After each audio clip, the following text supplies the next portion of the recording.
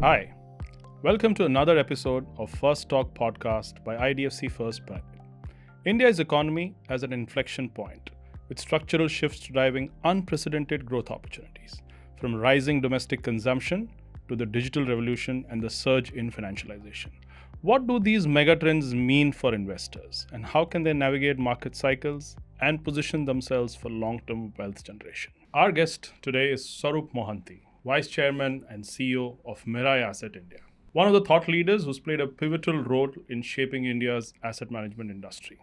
With decades of experience and expertise under his belt, he's been instrumental in Mirae Asset's remarkable growth in India, steering it into one of the formidable fund houses in India.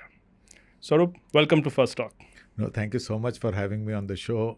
You guys are shaping your business so well, and I'm absolutely honored to be here on the show with you. Thank you, Swarup. Why don't we start with you sharing Mirae's journey in India? How have you guys adapted to all the changing market dynamics over the last decade or more? In fact, in your tenure, you've seen demonetization, you've seen the IDFC crisis happening, of course, COVID happening then, and the big rebound post-COVID. Very recently, globally, the geopolitics has taken the center stage. And then the return of Trump and tariffs. How have you and Mirae steered this last one decade? You want to share some insights on that? I think because first of all, we started business in 2008 in India. Probably the worst time to start business, forget financial services. And all our business plans that we set foot with went out of the window within 6 to 8 months. So we had to regroup and probably restart business in 2008 or 2010. The advantage we have is, our parent is from South Korea. And the Korean markets, according to me, are around 5 years ahead of us in all aspects, from products to maybe capital markets, even more than 5 everything. We trail them by 5 years. So that gives us an eye on tomorrow. And we keep a very close eye on that. When I was interviewed in 2011, I was told that everybody has a phone. So reaching people is just a matter of half an hour or 45 minutes. So in 2011, we are still a very physical market. And then it dawned on to me that, this whole brick and mortar will slowly but surely crumble from a manufacturer's perspective. It'll shift to the distribution side. And then that's something which we adapted in our work in 2011, which then helped us when Demon happened. And then subsequently the tech upgrade in COVID. I think finally, if you see, change is the only constant in our business. And when you want to survive, forget being successful. Mirae, the names in South Korean means the future. So, and the past is a memory. So we have one eye on today and one eye on tomorrow. We don't reflect on the past at all. And that thought which came from the top actually kept us going. Please understand, between 2008 and today, it's not been a very happy hunting ground for global asset managers. We built this business on the backdrop of some huge names exiting India. And we've been questioned dramatically in the first 5-10 years of our business. And there also you have to give credit to the promoter or the thought of staying put in India. We're discussing Trump and the changing world. Let me tell you our view from the top, and I'm just quoting my chairman, Mr. Hyunji Park. He says that India is the only country which can manage the world now. We can talk to the US, we can talk to the Russians, we can talk to the Chinese. This is the only country. And he says, that's why I'm so bullish about India. If you look at our AUM growth in the first 6-7 years till 2016, it's practically zilch. But we were told, you just build track record. So once the track record unfolded, I think a lot happened. I think the most crucial part, I feel, for our business was the IDFC crisis. It was probably in our history, and you'll agree with me when I say this, it's probably the worst debt phase that we faced.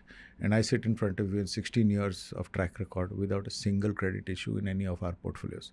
Trust me, we had most of the papers. And we sold on time, claiming that credits will go bad. So we've had some good shares of taking good calls, especially the last 2 years when the markets were somewhere else. We were raising a risk flag. And when returns are crazy like that, nobody listens to you on the risk flag. Okay, being a diversified, being a diversified fund in the last 2 years has hurt us dramatically. But now when the risks unfold, the story will start changing, and then from here on we feel sanity back to the market. And somewhere our business models will come back to the fore. Yeah. But the whole objective has been just two things. One is to build an unblemished track record. Second, most important, I feel that, I'm very fortunate to be sitting on a fiduciary chair. And today we have around 70 lakh folios with us. Oh. Never imagined that a South Korean fund house would become a retail kind of a fund house. Any non-Indian fund house? Non-Indian fund house. And to retain that fiduciary role. I think one thing that you mentioned really reminds me of the fact that investment management is also risk management, right? And a lot of times when the markets are euphoric, we forget that. Right? And I think you also mentioned there's been no credit event at all in anything that you managed. So I think that has played an important role in the way Mirae is shaped up in India, right? Yeah. Finally, we believe it's a business of return generation. It's actually a business of risk mitigation. Correct. You keep your risks intact for a period of time, slowly but surely you'll be noticed. But very difficult to execute in euphoric times like what I would say near impossible. Near And that's impossible. where I give credit to the fund management team. Yeah. We've gone to as low as Q4 in performance because some parts which we didn't agree were rushing ahead. And you have to give credit to them for holding their position. And that's what fund management is all about. Back your conviction, Absolutely. keep your guardrails of risk intact. And if you keep that going for a period of time, it unfolds. Yeah. So we're talking about India's mega trends today, right? Investing for tomorrow is what we're calling it. So let me start with the recent past, the post-COVID past of the Indian markets. So we saw a euphoric rise in the market post-COVID because there was so much liquidity that, the money had to go somewhere. Money also went into capital markets, equity markets. And we saw valuations, and then there is absolutely nobody's looking at valuations, right? It's like when you have surplus liquidity, valuations becomes probably a secondary or probably even takes backseat, right? And recently, we've seen one of the most steep falls in the market, one of the longest, I'm told, for a very, very long time, amongst the steepest in a few decades. So whenever there are such euphoric market trends of a bull phase followed by a steep downturn, if you're a student of capital markets, you'll realize that new trends start to emerge, post events like these. And we would want to understand from you, what do you think these mega trends of the future are, so that when our listeners and investors want to kind of start relooking at their portfolios or start rebuilding their portfolios, current valuations have been reasonable. So what are the trends that you are tracking yourself and you feel that these are trends for the long term? No, I think Vikas, you summed it up very well. Now, let me give you an impact of how the market has turned. I'm not trying to sell my fund. I'm just giving an example. Yeah. Our large cap fund in March 2024 was quartile 4, one of the worst performing funds in the market in 12 months. And our positions have been more or less what they were in 2024, is quartile 1. Not because we've moved anything. It's because the market has taken a complete U-turn. And you were quartile 1 for a very long period of 14 time. Years. For 14 years. Yeah. Then we went down for 2 years. Yeah. And suddenly in 12 months, it's changed like that. It just shows the impact of the rest of the market. And that's what happens when some major data points unfold. Let's go back to last year. We talked about urban slowdown, backed with the rupee, doing whatever. Yeah. And then the Trump thing happened. Yeah. And of course, we had the GDP slump. All together in an overbought market leads to a sell-off. Yeah. And in a flight to safety, in 2008, Warren Buffett summed it for me by saying that the world trades in dollars. Typically, people will flow back to the dollars. And to be fair to them, their post-currency returns have been pretty good in this entire period, just justifying that the flight to safety was real. Yeah. But make no mistake, there is secular recognition of India being a growth story across. Yeah. Sooner or later, you talk to any fund manager, they will say, buy a good business at a good price. The markets today, according to us, are looking reasonable. Still not cheap in some pockets, but definitely far more reasonable than last year. Yeah. I firmly agree with your statement that when a market is rebuilt, the erstwhile data points or sectors or stocks don't tend to come back. Yeah. A lot of them at least. That's bang on.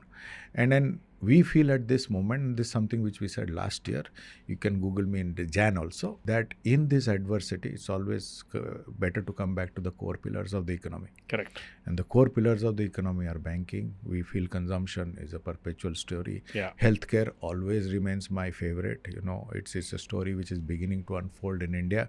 These are the three major pillars. And the third major pillar which is emerging is not the physical infrastructure, but the digital infrastructure and the perpetuality of that and the impact of it across businesses. Correct. It's no longer a theme. I mean, in 2000, if you remember, when tech unfolded, we thought it was a sector or a theme.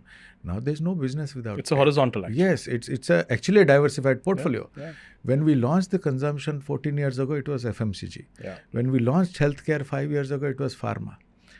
Similarly, today, if you're talking about tech or digital tech, these are parts of every industry. I don't want them to miss your statement that this is probably the best time to build portfolios. Yeah. It's also the best time to be an investor. With this fall will give you a recognition of your risk profile. Yeah. First thing to do, take out the uncomfortable part of your portfolio. Yeah. I mean, rarely in our lives that we see equity reasonable, debt looking decent because of the recent interest rates discussions, and thirdly because of the fragility of global data. Yeah. Commodities are in place. So all three you can build portfolios. Yeah. Best time to sit with your banker and form a very well diversified portfolio as per your. If there are some excesses in your portfolio, great time to correct them also. Absolutely. With the opportunities to buy elsewhere are definitely intact. Absolutely. In fact, I meet a lot of customers, and you do yourself. Yeah. You told me that you travel a lot and meet a lot of investors yourself. A lot of them tell me that they missed on catching the great bull run post-COVID. A lot of them, right? Because around the COVID time, when the markets were at the lowest, a lot of people. It was a time of uncertainty, right? This one, what we are going through currently, I think it's can be a very well calculated opportunity to start rebuilding portfolios and start taking very, very interesting positions in the market. Because you said some things absolutely correctly. I think the best part of stock markets or capital markets, there is nothing called a missed time. Yeah. You always get opportunities. And because I had gone through a great experience of investing journey in 2008, 2009 by committing some mistakes, I didn't commit those mistakes in COVID. Yeah. I didn't have a formula, but I said, the loss to my portfolio, I'll replenish. Yeah. At that time, my portfolio is 60-40. I had enough in debt to replenish. And I was exposed to the digital world then, the world of YouTube in COVID, and I didn't know that you could have 75,000 hits or views on your portfolio or your video. Yeah. I mean, for us, 200 people in a room is a great show. Yeah. Suddenly exposed us to a different world. So I did my first, video podcast or whatever you term it. And I taken out my account statement and said, I will take my SIP all through this entire COVID period. And I'll meet you after that to say that how accumulation actually helps. And I said that this I'm saying because I went through 2008 and I didn't do it. So I'm asking for a 10% top up to your SIPs. Just a mere 10% top up in this J curve can do incredible wonders to your overall wealth creation later. These are times to accumulate. See, there is a risk to accumulating. There is a risk to not accumulating. Yeah. The risk to not accumulating at this point of time on your overall wealth creation on the long term can be pretty dramatic. So people have to, it's a business of mathematics. Once you learn that mathematics, correct. Nothing will stop India from becoming the third largest economy. Yeah. Nothing will stop India from becoming a 5-6 trillion economy. Yeah. Now it depends on you whether you're looking at India at 7 trillion or you're looking at Sensex at 70,000. 95% of your wealth is created from your asset allocation. 5% of wealth is created from the markets. But 95% of the discussion happens on the markets and only 5% on your asset allocation. Absolutely. If you reverse it, it's such a simple thing to be and just put the maths in place. Simple things are the toughest to... It's very difficult, that's why, it's impossible to be disciplined, right? But you be a little disciplined and just be on course. Coming back to India's megatrends. Yes. Right? And you said whenever an event like this happens and whenever there is an opportunity to reflect on what the new trends are, always go back to basics. And for India, which is a services market largely, basics is BFSI, financial services. And talking about financialization of savings. Sure. right? And India traditionally has been a savings-oriented market. Off late we're turning into a savings plus consumption-oriented market. But savings not necessarily in India meant putting money into equity markets or capital markets necessarily, right? Savings also meant buying gold and putting it out in the locker or somewhere safe place, or if you have enough savings, even buying land and property, a lot of physical assets, right? And typically a growth of or evolution of an economy, or as the GDP grows and you move towards a middle income, high income economy, financialization of savings and financialization of assets is a theme that typically correlates with that growth. We've been talking about it for a couple of decades in India. Do you think we've achieved, because our financial savings to GDP ratio is still very, very low as compared to even a lot of other emerging markets, right? Do you think this is one theme that will play out significantly over the next decades and even beyond? It clearly is a long-term theme. And if yes, then what are some of these changes that are going to, change this whole dynamics of financialization of savings? I think these are very interesting times in India because, and correct me if I'm wrong, because you handle clients more than I do. This is the first time in my working career that I'm seeing 3 generations investing together. Typically, it has been 2 generations, but at this point of time, and I keep on pointing this out, it's actually a startling realization for me that my father, me, and my son are investing together. We have 3 absolutely different investors investing. My father, who came out of a very insecure economic past, behaved in a certain way, and hence the affiliation towards physical assets. Conservative is what you own, what you can feel.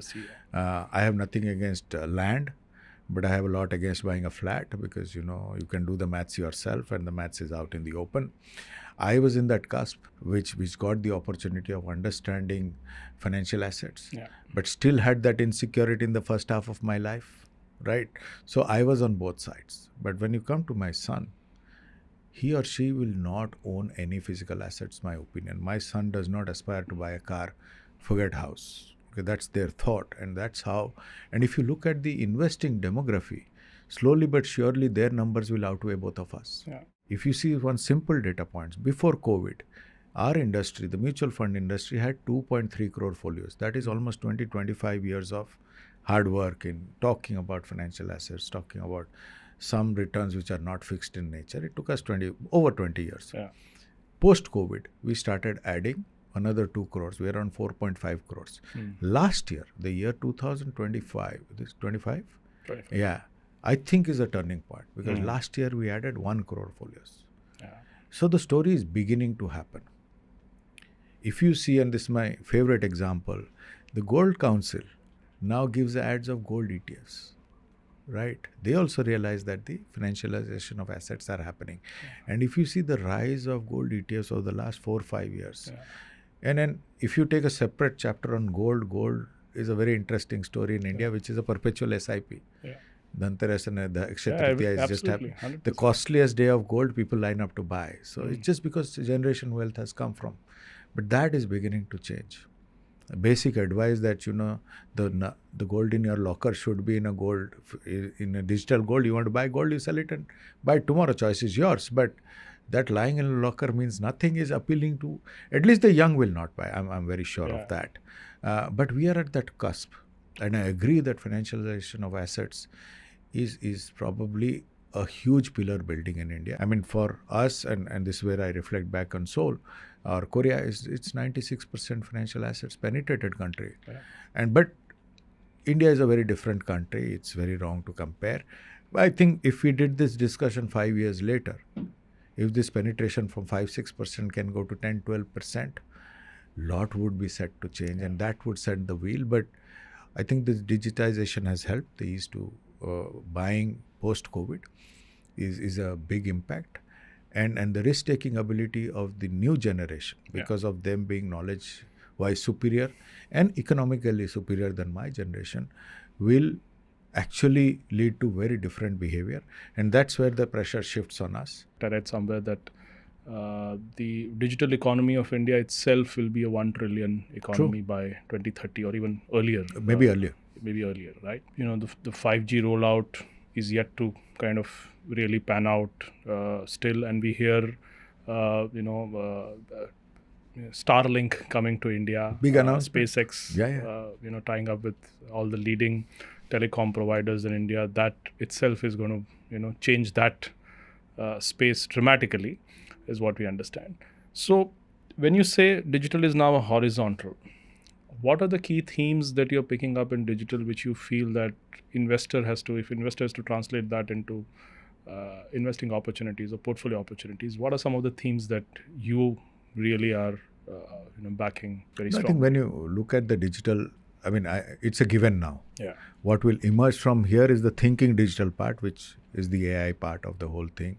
And that's where things change. I think what the opportunity that lies for India as we move into AI, I think US and China are definitely more ahead of us. But our data has to be cleaned up in what we call the data lakes or the LLMs of the world. Once the data is cleaned up and ready for use, and that's a process where I feel India will play a crucial role globally also, because we have the tech talent to do that, and it's a humongous job globally. That's one opportunity which I'm looking forward for India and Indian businesses to really up their stream. AI, maybe some countries are ahead, but Indians are sharp enough to catch up. Maybe we'll catch up a little later, but we'll be there for sure. That's where it is. Now, when you look at us as manufacturers and we deal with investors, there are two sides. Let me talk about us first and then we'll go to the investors. Yeah. For us, at this moment, a lot of us are concentrating on predicting who our next customer is through that process. I don't think that is the right process. I think for us, the whole concept of AI will unfold in telling us the mood of the customer or the sentiment of the customer. Understanding customers will become far easier because their behavior is out in the open. Yeah. Right now, everybody knows that all of us are in this room doing this podcast, right? So that part is given. But colleague told me that through the email, can you make out that this email is very different from his or her previous email? The urgency of, can you predict that? And that's something which struck me. Once we start knowing customers better, which is possible, very easily possible actually, curating needs or products for them. Which is something that can happen across sectors. Across. You're It's giving not an example just of financial services, everything, but it applies to everything. Yes. The other part which will unfold far quicker than we think is the EV world. Yeah.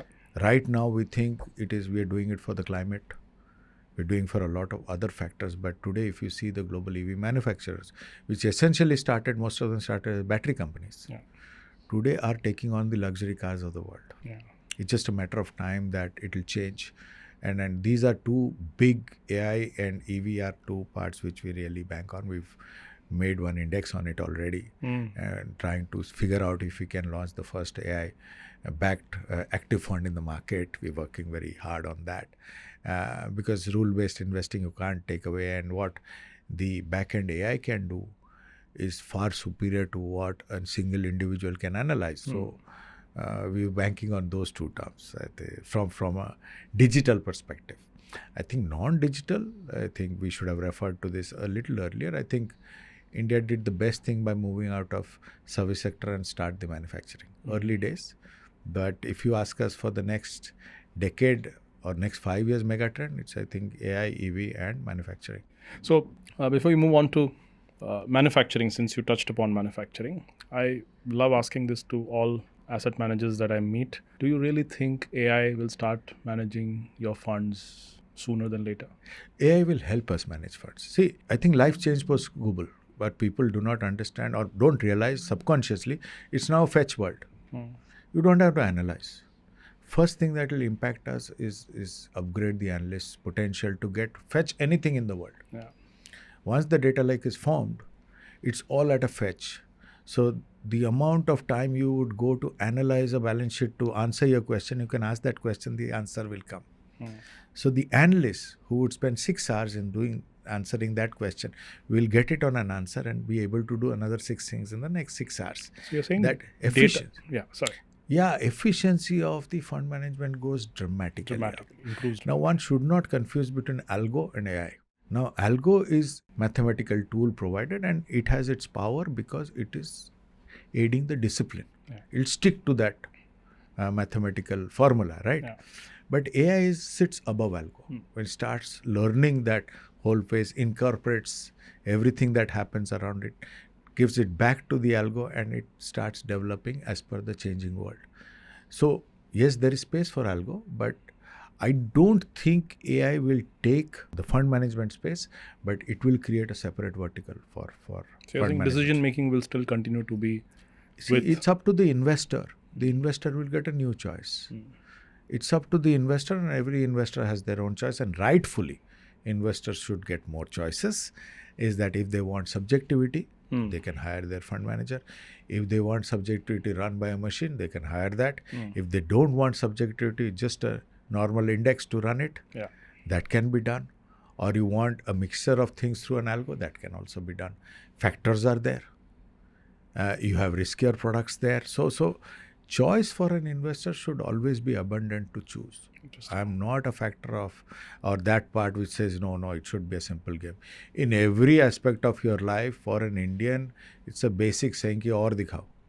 So, Swarup, you mentioned manufacturing as a very important emerging theme because India has largely been a service-oriented market, and manufacturing is something that's a relatively new age theme for India. I would say for me it's more of a post-COVID China plus one theme, right?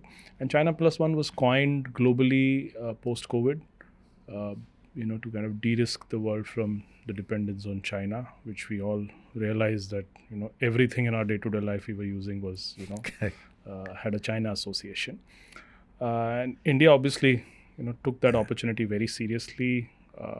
Some of the structural initiatives by the government, including the PLI, I think enabled this whole emphasis and focus on manufacturing. But manufacturing, again, like digital and tech, is a very broad theme, right? True. It's covers sectors and industries.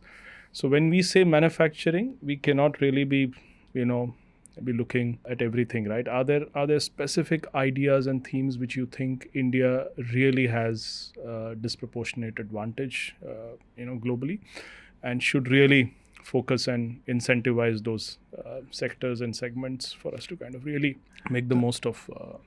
I think first of all that we veered towards manufacturing was a savior to India. I mean, we just before COVID, our house view was India will only last that much as a service industry. Correct. And thankfully this happened. As rightly said, PLI was the incentive for that. But if you look at post-COVID what's happened, and especially in countries which had that manufacturing advantage like Vietnam and countries like that, their wage bill has shot up dramatically. Our wage bill is still intact, making us one of the cheapest laborers in the world. Yeah. And the caveat being, you have to skill them. I mean, compared to China, if you just follow the amount of money that China spends on each individual, on skilling them and on taking care of their health and educating them, actually we don't compare, right? But if you ask me what should be the focus, that should be the first focus, to convert every Indian into healthy Indians, because 35% of our manpower is malnutrition, right? And that's huge if you have a manufacturing aspiration. But I think the powers to be will address that as we speak. But at this moment, it's a broad manufacturing thing which we stand by. Overall, this world is growing towards semiconductors and chips. The country which has the best chip wins the world. That is where this is leading to. Do we stand a chance there, you think? We started on both sides to build efficiencies and take on the might of US and China. We'll be okay being a third also. That's not the issue. There is enough scope for a third chip in the world. So you have to look at it from a relative term, where we are to where we will go. At this moment, because we are at a basic step, the opportunity of growth is so large. Just by sitting there, a lot can happen to us, right? It's wrong to sort of compare ourselves to manufacturers who leaps and frogs ahead of us. But just by sheer growth, we can do a lot. And there are enough chip manufacturers across the world. But the ones who make it big are very few. So the opportunity is there because the whole world will use a semiconductor and a chip. So if you ask me for the future, because the car market is getting disintegrated as we speak. Correct. Right? And the large car manufacturers will struggle in a period of 5-7 years. So it's going back to, like you rightly said, irrespective of what you produce, we'll use the Chinese backend. Yeah. And post-COVID, when people talk about China plus one, the way China upgraded at the back end is just left all of us behind. Yeah. Yes, they are ahead of us, but it's wrong. If you get into a comparison game, I think we'll lose out. It's to build on your strength one day at a time.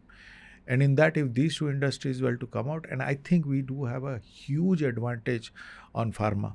Yeah. I mean, our generics are up there. The cost of our generics are phenomenally lower than the rest of the world. And that's why healthcare always remains a personal favorite. Yeah. What we can do to disrupt global pharma is something which we are not able to fathom at this moment of time. So, if And I domestic consumption also on pharma is something Huge. that we feel that's huge. I mean, it's just the beginning. Yeah. I mean, somebody had told me long time back in 2000, if you please, the growth in healthcare is directly proportional to the penetration of medical insurance. And we are seeing the penetration of medical insurance from a government level. And once insurance is there, you can get the best of best treatments. Otherwise, for a normal human being, it becomes a little expensive, right? And those basics are falling into place for healthcare to be taking a different level of penetration. Hence, I said that 35% will slowly but surely be addressed. Yeah. We are at that cusp where a lot of these foundations are being laid. Again, I repeat, if we do this 5 years later, the answers to all these questions could be very different. Infrastructure is something that one cannot deny is the most visible change that India is going through, right? You visit any part of the country and it seems under construction. True. The country is under construction, basically, right? There's a big signboard, looks like on India saying under construction. And this is a theme that for any country to move from a low income, middle income to a high income, infrastructure is the first reflection of that upward migration, the upward mobility, right? So this clearly, I would say you'd agree that is a theme for a very long term, for the eternal future. And if we were to look at infra earlier would mean probably cement, anything to do with construction, but now infra also means many other things like tourism for that matter, connectivity, travel, ports, all of these things, right? So if investors were to translate all of this that they see around them, the whole infra, euphoria, into investment opportunities, how should they do that? What are the themes they should pick, and what should they go after if they were to, Yeah, please allow me to speak my mind out on this one, because infra has been a talked about subject for mutual funds since I started selling mutual fund, probably. And very controversial. So it always flatters to deceive. Because see, till now, infra in India has been government-led. Yeah. Then you have to accept the fact that when they have the money, this will go up. If it doesn't have the money, and that's happened between last year and this year, right? For the last 3 years, capex has been practically government-led, right?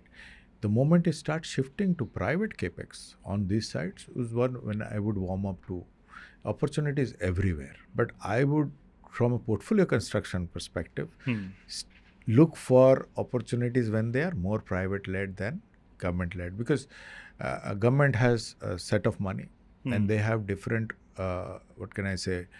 priorities at different points of time.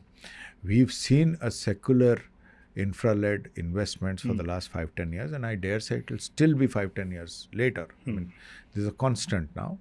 But if I were to run infra, I would run it from a diversified story rather than just an infra story. But I would run a digital infra story rather than a physical infra story, where I'm coming from.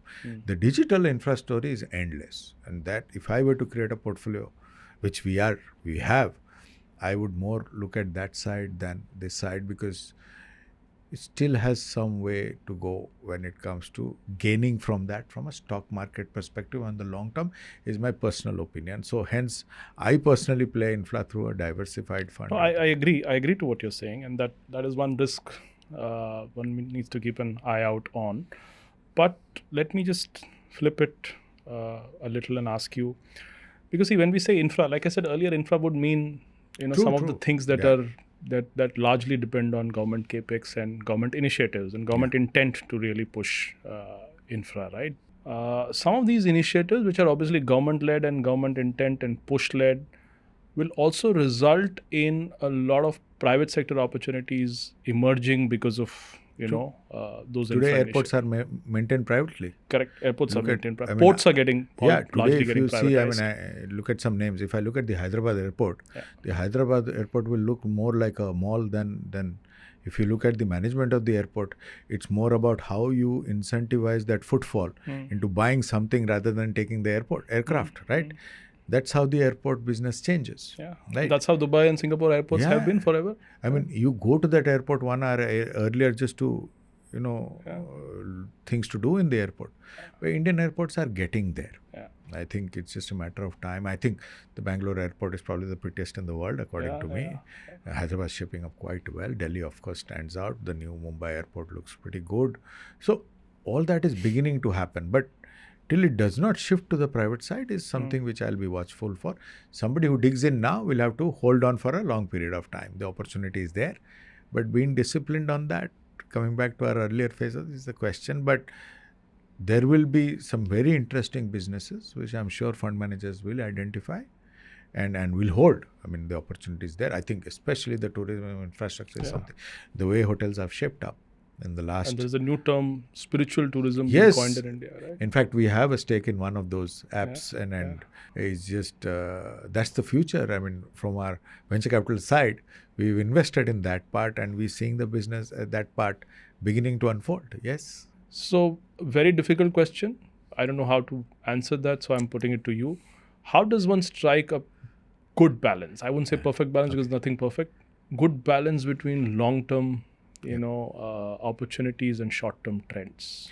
See, I think the key is to differentiate between a sector and a theme. Sectors are cyclical. Sectors can be short-term. But themes which lead to mega themes are perpetual. I think, again, bringing back that simple discussion on, say, consumption. Our consumption fund is, I think, 15 years old or 14 years old. I mean, when we launched it, we knew that India would be a consumption country.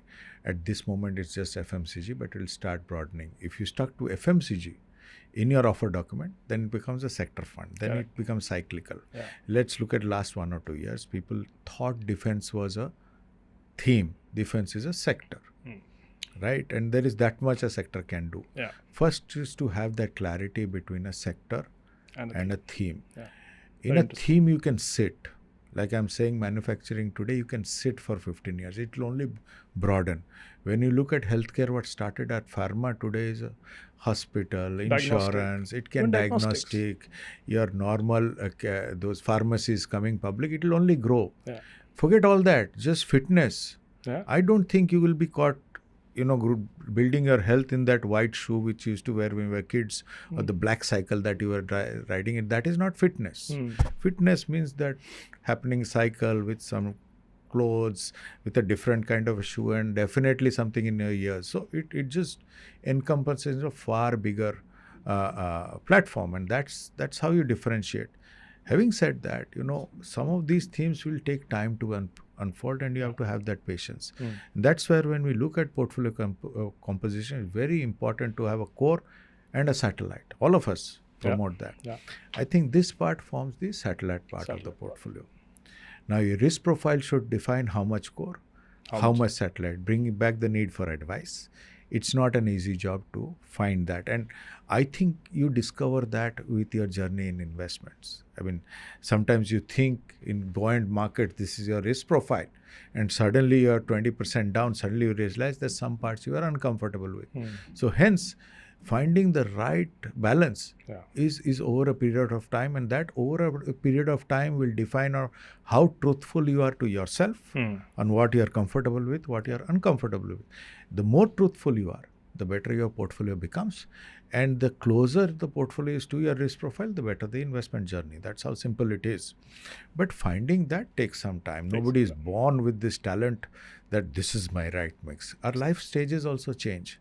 Hence, that will also change. If I need more returns, then typically I'm tempted to push the satellite a little bit more if my goals are and I want to do that.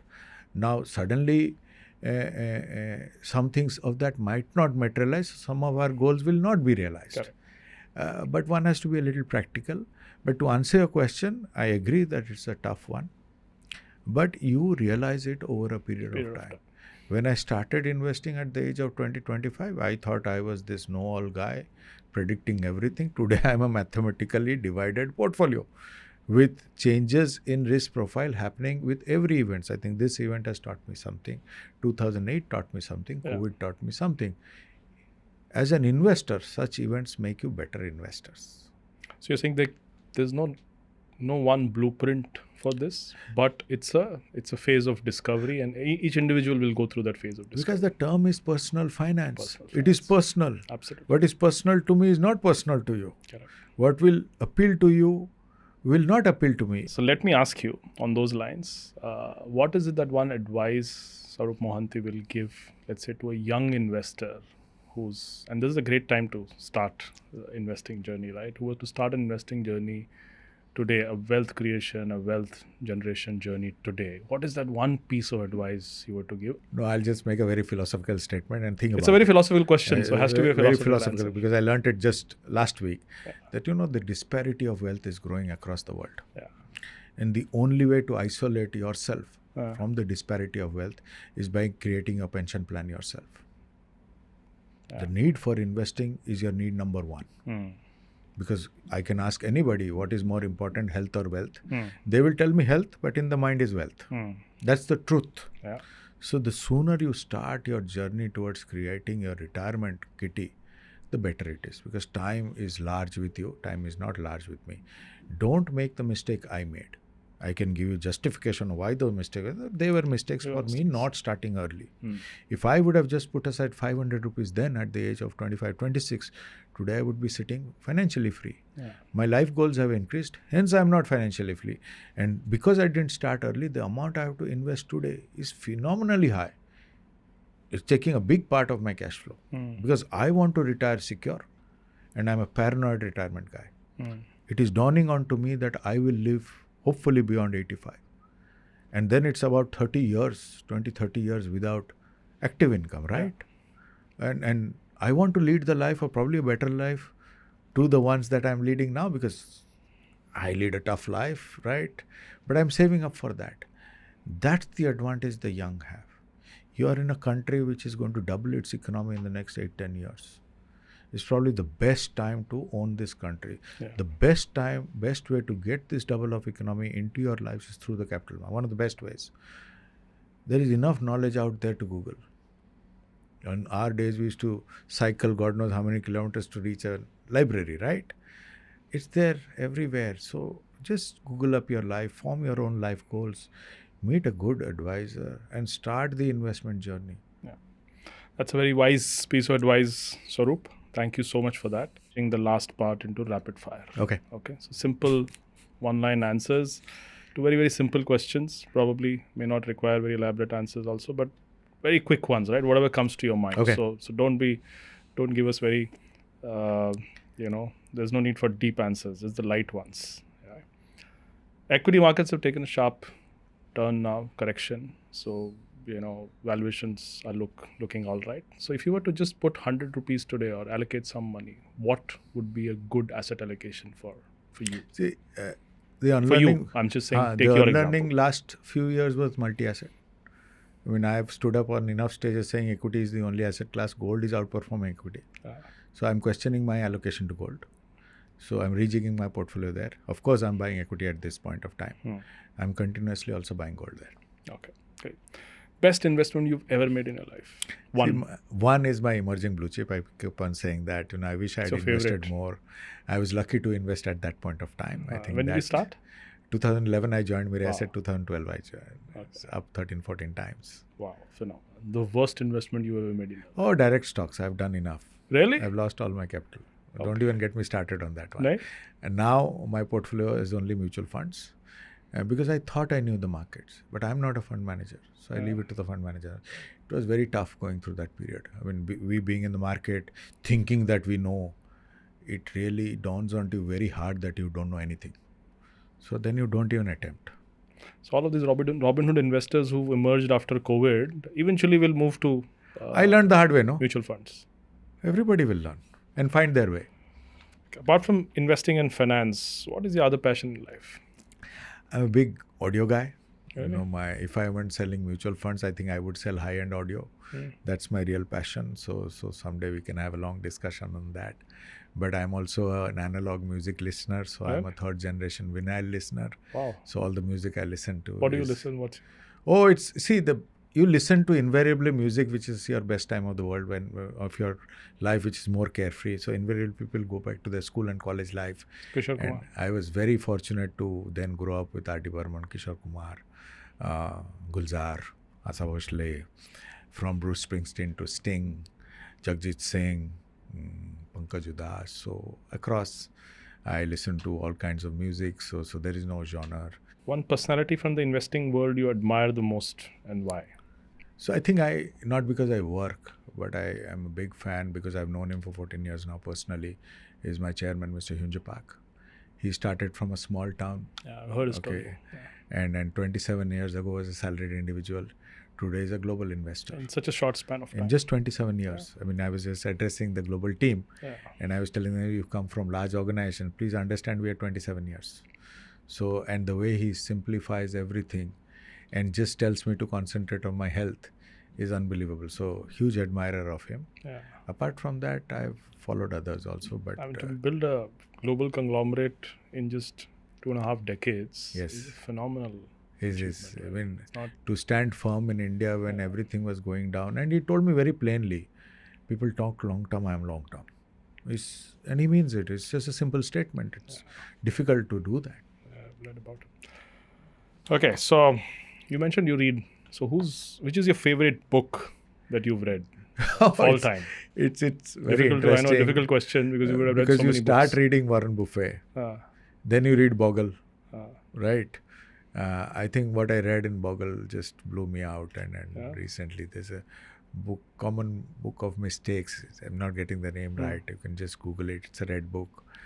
And everything I stood for, everything that I learned or practiced, just got unlearned in one book. And I was finding it very difficult to finish the book because everything that I stood for was being proved wrong. So it was making it uneasy for you. I dare people to finish all active. So a tough book, but otherwise, there are, I can go on naming books, but that's the one which has really hit me very hard. So India recently hosted 2 very hyped events, right? Mahakumb and Coldplay. Yeah. So which one would like to experience it? I'm more the Coldplay guy, but I don't listen much to Coldplay. I wish it was Bruce Springsteen. I would go anywhere. I saw the U2, thankfully one of the bucket list tick. But no, I would definitely like to go and see the Mahakumb next year because the sheer size, the sheer preparation, the sheer enthusiasm. And in Hindi, I was told time and again, I'm hearing the word Junoon coming up, and I want to go and experience it next time. A lot of my friends go. Somehow it's not been there, but hopefully I should catch one sooner or later. But if you ask to answer my question, I would be more the Coldplay guy. Yes, nothing for, nothing against. Okay. Just one word to describe these following things. So, India. Opportunities. Equity. Bigger opportunity. Real estate. Not my cup of tea. Not your cup of tea. No. Gold. Consistent. Cricket. Was a passion.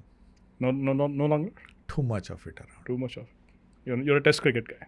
I'm a test cricket guy. Where the ball and bat and the fielder have equal say.